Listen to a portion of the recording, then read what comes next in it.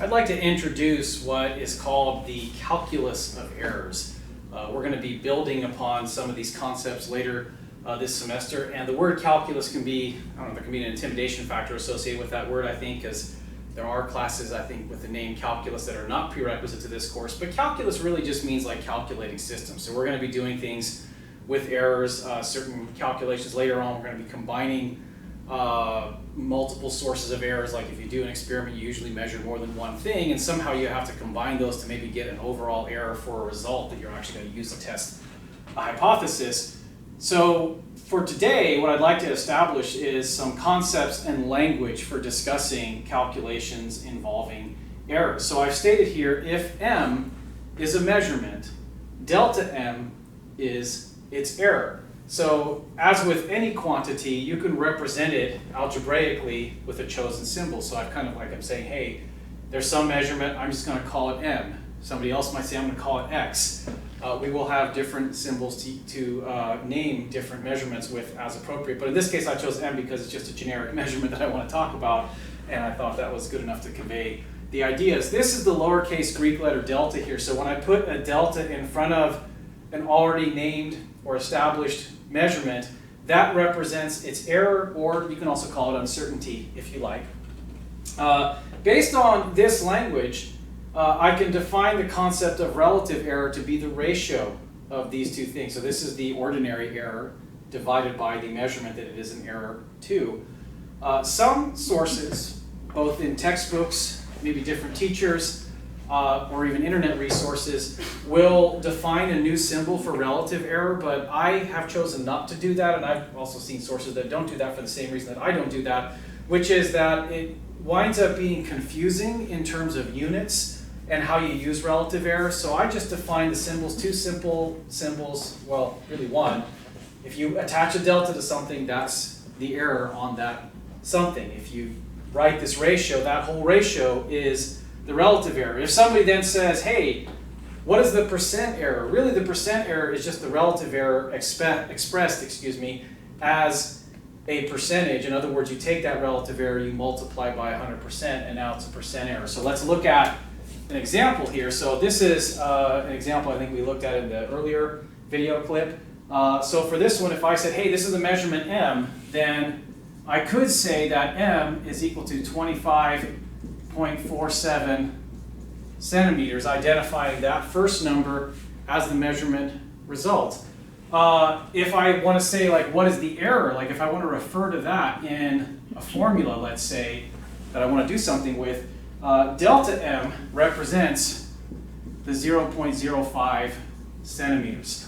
The subtlety is that this plus or minus doesn't need to be here. The delta m really is just the positive magnitude of the reported error that is behind the plus or minus. You know, another subtlety with this is it is okay if somebody said, hey, m is equal to this whole thing, then it's understood that if you write a formula referring to this, when you write m in that formula, that's going to be this number. But if you write delta m, you would plug in the plus or minus error number for that. So, okay, looking at that, if somebody now says, calculate for me what the relative error is. That means I'm going to calculate the ratio of delta m to m, which in this case would be 0.05 centimeters divided by 25.47 centimeters.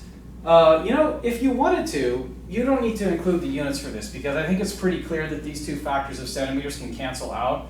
So as an option, I could just dispense with even having written them in the first place. Now, at this point, I have something that my calculator can handle, and I've gone ahead and done that here, and it says that it is equal to 0.00, it says 1963093.8, but there's also a question of rounding. What is appropriate rounding for these? This rule is maybe a little bit less well established, I think.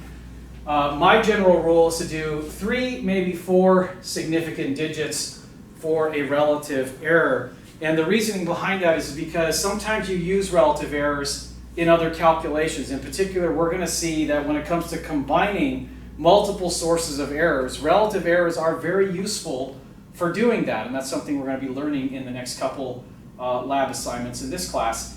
And so anytime you do calculations, there's potential for round off. So if you say, you know what, the rule for error is I always round it off to one significant digit, you're going to potentially get a lot of accumulated round off error. If you keep 3, maybe 4 is okay too. I just went with 3 here, but I think 3 is like the minimum, right? But 4, it'll save you from accumulated round off error that would potentially cause an issue. We don't need to be more precise than that because we're still talking about errors that at the end of the day, even when you're combining errors using relative errors, you're still going to round off to 1, maybe 2 significant digits at the end. So we're just keeping a little bit extra to avoid that round off error. So now somebody says to me though, because sometimes percent errors are also useful. They're maybe not as often. You can do calculations with them as well, actually. There's some different ways of doing these calculations later on we will see. So there's an option that involves relative errors. There's another option that kind of involves percent errors.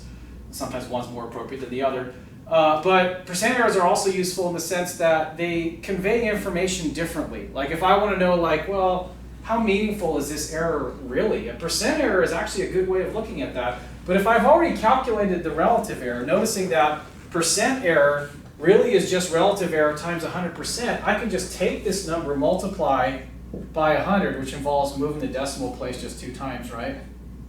That'll be 0.196, and now as a percent, that is quite small, you might notice, and compared to maybe other types of percentages and the way they're commonly used in maybe other, you could say, disciplines or in common everyday information that you see out there in media and so on, this would be an extraordinarily small percentage. However, that's maybe a little more normal in a physics lab, and the reason why it is more normal is in physics, we try to be really, really precise, and we're often dealing with very, you could say, simple physical systems in this branch of science compared to maybe other branches of science where we can achieve a level of precision that when expressed as a percentage is going to, in general, be a pretty small number.